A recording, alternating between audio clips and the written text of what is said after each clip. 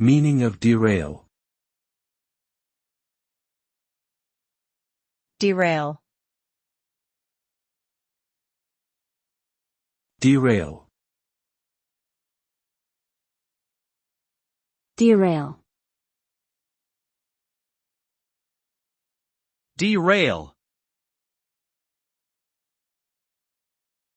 The word derail refers to the act of causing something, such as a train or a plan, to go off its intended course or track. The result of a derailment can be catastrophic, as it can cause injury or loss of life, damage to property, and disruption of transportation services.